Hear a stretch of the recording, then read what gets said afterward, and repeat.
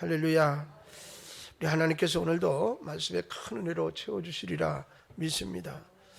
저는 오늘 본문 마태복음 2장 1절로 3절까지 말씀을 중심으로 동방박사의 지혜 이와 같은 제목으로 말씀을 살펴보면서 여러분과 함께 은혜를 받고자 합니다. 예수님의 탄생과 더불어 등장하는 동방박사, 이 세 사람은 참으로 지혜로운 사람들이었어요. 자, 그렇다면 이번 크리스마스에 여러분은 어떻습니까? 크리스마스를 지혜롭게 준비하고 계십니까? 우리 모두가 동방박사 세 사람의 행동을 따라서 크리스마스를 준비한다면 아마 이번 크리스마스는 우리 모두가 이들과 같이 지혜로운 사람으로 인정받게 되리라 믿습니다. 먼저 첫 번째로 오늘 본문 말씀의 배경에 대해서 간략하게 좀 생각을 해 보려고 그럽니다. 여러분들은 동방박사가 누구였다라고 생각하십니까? 지금까지 교회 학교 때부터 여러 차례 성탄절 되면 성탄이 되기 전에 이 동방박사 이야기도 듣고 때로는 이거 가지고 연극도 하고 이렇게 했던 기억들을 더듬어 보면 말이죠. 성경은 이들에 대해서 동방에서 왔다 이렇게 간략하게 언급하고 있지 구체적으로 어떻다라는 내용이 없어요. 몇 명의 사람이 동방에서 왔는지조차 구체적으로 언급하고 있지 않습니다. 다만 이들이 예수님께 드린 세 가지 예물을 통해서 우리는 세 명의 동방박사가 예수님을 경배했다 이렇게 추측하고 그냥 인정하는 것이지요. 마치 어려서 이제 요나가 큰 물고기 뱃속에 들어갔는데 선생님이 생각해 보니까 가장 큰 물고기는 고래 같으니까 고래 뱃속에 들어갔었다고 가르쳐서 큰 물고기 고래인 줄 우리는 어렸을 때 알았던 기억이 있는 것과 마찬가지예요. 성경은 이 사람들이 어디로서부터 왔는지에 대해서도 구체적으로 언급하지 않고 다만 동쪽으로부터 온 사람들이라 이렇게 기술하고 있어요. 그 결과 많은 사람들이 추측하기를 동쪽이라면 그때 시대에 어딜까? 아라비아나 아니면 바빌로니아 아니면 페르시아에서 왔을 것이다 이렇게 생각을 하지요. 그러나 그 중에서도 페르시아에서부터 왔다라는 주장이 가장 많은 사람들로부터 지지를 얻습니다. 그러니까 정답은 아니지만 확률적으로 페르시아에서 왔을 것이라는 그 주장이 더 많이 지배적이니 그쪽에서 왔겠구나라고 우리는 생각할 뿐이에요. 자, 성경은 이 사람들의 직업에 대해서도 아무런 언급이 없어요.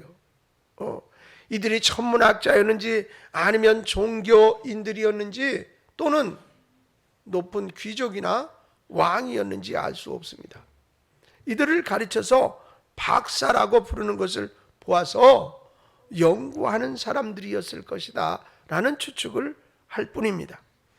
우리는 이들의 배경에 대해서 구체적이고 또 정확하게 아는 것이 없습니다. 그러나 우리가 그들에 대해서 분명하고 정확하게 알 수 있는 것은 바로 그들이 참으로 지혜스러웠다라는 것입니다. 여러분, 이것이 그들에 대해서 우리가 가지고 있는 유일한 증거입니다. 그들은 지혜로웠어요. 동방으로부터 온 박사들의 지혜를 살펴보면서 우리 모두도 예수님을 맞이할 준비를 해야 하는 성도로서 지혜로운 성도가 되기를 주님의 이름으로 축원합니다.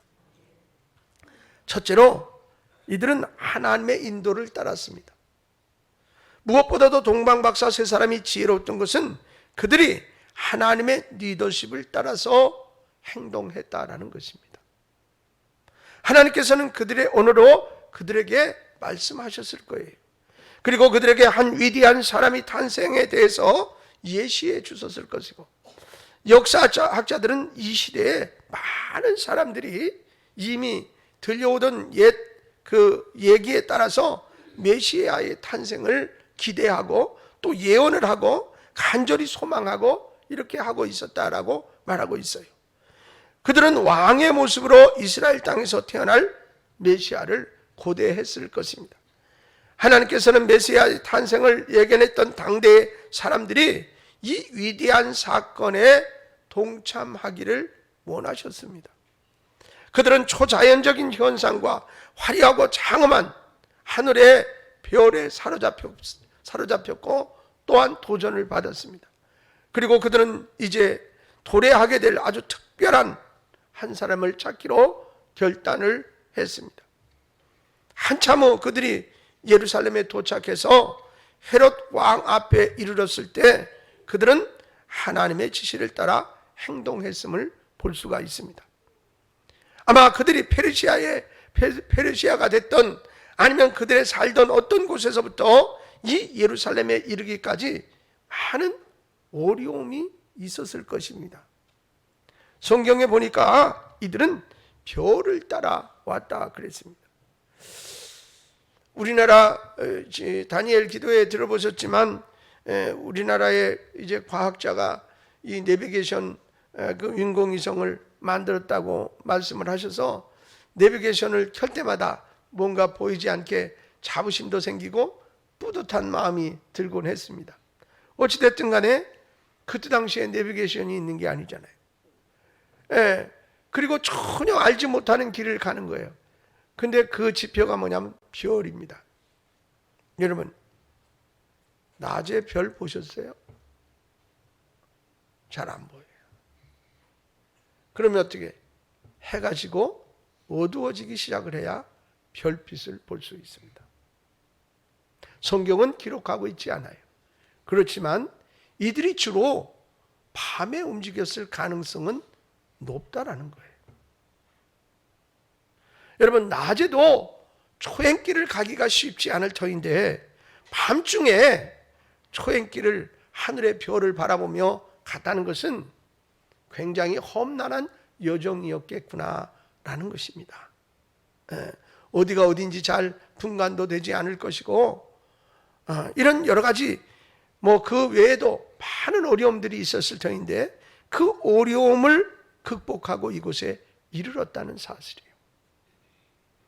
여러분, 그렇기 때문에 아마 이들은 깜깜한 밤중에 별을 보면서 이동하면서 수많은 고난과 어려움 속에서도 포기하지 않고 하나님의 음성을 기억하며 이곳까지 당도했을 거예요. 자, 그러다 보니 이곳까지 이르는 과정이 녹록하지 않았을 것임은 분명하지요. 자, 그러나 그들은 아주 특별한 사람을 찾는 일보다 더 중요한 것은 없다고 생각했기 때문에 온갖 장애를 이겨냈을 것입니다. 그리고 미가 선지자가 700년 전 이미 미가서 5장 2절에 베들레헴의 에브라다야, 너는 유다 족속 중에 작을지라도 이스라엘을 다스릴 자가 내게로 나올 것이라. 그의 근본은 상고에 영원에 있느니라 라는 예언에 있듯이 유대 땅 베들레헴에서 구주를 찾았습니다. 또한 마태복음 2장 9절 말씀에 이때의 상황을 이렇게 기록하고 있어요. 박사들이 왕의 말을 듣고 갈새 동방에서 보던 그 별이 문득 앞서 인도하여 가다가 악이 있는 곳 위에 머물러 서 있는지라 그랬어요. 동방에서 보았던 별이 다시 나타났습니다. 그리고 그들을 예수님이 계신 바로 그곳으로 인도했어요. 자, 이 상황을 보아도 이 별이 떨어지는 유성이었는지 아니면 이 사건을 위해서 하나님께서 특별히 만드신 별인지 우리는 알 수가 없습니다. 그러나 이 별이 무엇이든지 분명한 것 무엇이든지 간에 아주 정말로 사실적이고 분명한 것은 하나님께서 이 일을 행하셨다라는 것은 분명한 사실이라는 것입니다. 여러분 모두가 지혜로운 사람이 되기를 원하십니까? 그리고 이번 크리스마스에서 하나님께서 여러분을 예수님께 인도하시기를 원하십니까? 하나님의 도우심 없이는 우리 가운데 그 누구도 결코 예수님을 발견할 수 없습니다. 하나님께서 그 길을 보여주셔야만 가능합니다. 하나님께서 지금도 우리에게 그 길을 보이시기를 원하고 계세요. 왜 그러냐? 하나님께서 우리를 사랑하시기 때문입니다. 그리고 우리 모두가 구원받기를 원하고 계시기 때문입니다. 바울은 디모데전서 2장 4절에서 다음과 같이 명확하게 기록하고 있어요. 하나님은 모든 사람이 구원받으며 진리를 아는 데 이르기를 원하시느니라. 할렐루야. 이 사랑이 우리로 하여금 예수님을 만나게 하고 또 우리로 하여금 구원받게 되는 줄로 믿습니다. 그러므로 이 세상을 살아가는 과정 속에서도 우리는 예수님을 만나지 않으면 안 되지만 또한 중요한 것 중에 하나는 하나님의 지시하심을 받지 아니하면 이 세상은 어떻게 더욱 험난할 수밖에 없고 온전한 길로 갈 수 없다는 사실이에요. 그러므로 사랑하는 여러분, 이제 남은 여러분의 생애와 삶을 우리 하나님 앞에 맡기고 그 하나님의 리더십, 그 하나님의 지시하심에 민감해지는 여러분이 되시기를 주의 이름으로 축원합니다. 그것이 지혜로운 사람이 되는 길이라. 두 번째로 그들은 올바른 이유로 예수님을 찾았습니다. 자, 동방 박사들이 먼 길을 여행해서 예수님을 찾은 이유는 자신들의 물질적인 이익이나 아니면 자신들의 명성을 얻기 위해서가 아니었습니다. 그들이 예수님을 찾아 먼 길을 떠났던 것은 예수님께 예배드리고 그리고 우주와 세상의 왕으로서 그분께 경배드리기 위해서였습니다. 여러분들은 동방 박사들처럼 예수님을 찾고 계십니까? 만약 여러분들이 예수님을 찾고 계신다면 올바른 이유를 가지고 있어야 합니다. 아니면 여러분들의 개인적인 유익을 위해서 예수님을 찾고 있는지 우리 스스로에게 또한 물어볼 필요도 있습니다. 만약 우리가 잘못된 이유로 예수님을 찾는다면 우리는 크리스마스의 진정한 의미를 놓칠 수도 있다는 사실입니다. 헤롯 왕은 사람들을 동원하여 예수님을 찾았습니다. 그가 예수님을 찾는 이유는 예수님께 예배를 드리기 위해서가 아니었어요. 예수님을 살해하기 위해서였습니다. 찾는 것은 같지만 이유는 전혀 다릅니다. 만약 우리가 잘못된 이유로 예수님을 찾거나 따라가고 있다면 우리 스스로를 질책하고 용서를 구해야만 합니다. 동방 박사들이 먼 길을 여행해서 예수님을 찾은 이유는 아까도 말씀드린 것처럼 자신들의 물질적인 이익이나 자신들의 명성을 얻기 위해서가 아니었다는 사실입니다. 예수님께 예배드리고 예수님을 우주와 세상의 왕으로서 경배하기 위함이었던 것처럼 우리들도 동방 박사들과 같은 마음의 자세로 예수님을 예배해야 합니다. 할렐루야. 세 번째로 그들은 자신들이 가지고 있는 최고의 것을 드렸다는 것입니다. 마태복음 2장 11절 말씀에 동방 박사 세 사람은 예수님을 경배하고 예물을 드렸어요.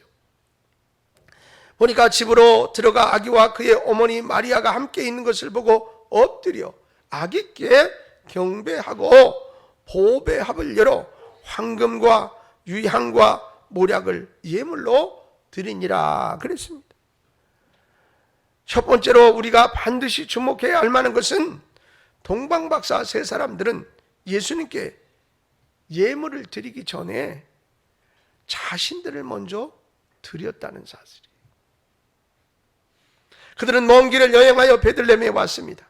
이미 말씀드렸듯이 그 당시 먼 길을 여행하는 일은 결코 쉬운 일이 아니었다 그 말입니다. 오늘날과 같은 상황과 여건이 아니었습니다. 힘들고 어려운 고난의 길이었습니다. 그리고 주로 밤에만 걸음을 재촉해야 했기 때문에 더욱더 어려웠을 것입니다. 그러나 그들은 이 어려움을 다 이겨냈습니다. 이들은 자기 자신들을 먼저 하나님께 드렸던 것입니다. 왜냐하면 그들은 열심히 예수님을 원했기 때문입니다. 사랑하는 여러분, 결론적으로 말씀을 드리고 싶습니다. 여러분은 이번 크리스마스를 맞이하여 지혜로운 사람이 되기를 원하십니까? 만약 우리가 주님과 그분의 말씀을 따른다면, 만약 우리가 올바른 이유로 예수님을 찾는다면, 그리고 우리가 드려야 될 최고의 것을 드린다면 우리는 분명히 지혜로운 사람이 될 것입니다. 어리석은 자는 예수님의 탄생의 의미를 알 수가 없습니다. 성탄이 주는 의미에 관심이 없습니다. 사랑하는 여러분, 지난주에도 말씀드렸지만 성탄은 우리끼리 즐거워하려고 하는 절기가 아니라고 그랬어요. 내 주변에 소외된 이웃이 있는지, 내 손길에 필요한 사람이 있는지를 살펴보기도 해야 할 성탄이라. 주님이 그런 모습으로 우리에게 오셨기 때문이에요. 여러분, 그러나 지혜로운 사람은 이런 기회에 예수님을 향하여 경배하고 자신의 귀한 것을 들고 그분께 드리기 위해서 나아가고 결단하고 다짐하기를 주님이 이 땅에서 베풀었던 사랑을 나누는 삶을 살기를 원한다는 거예요. 동방박사는 지혜로운 사람이었습니다. 동방박사의 신앙이 우리들에게도 필요한 줄로 믿습니다. 지혜로운 성탄을 맞이하기를 기대하면서 여러분 모두가 이 동방박사처럼 지혜로운 성탄의 주인공이 되시기를 주님의 이름으로 축복합니다. 할렐루야.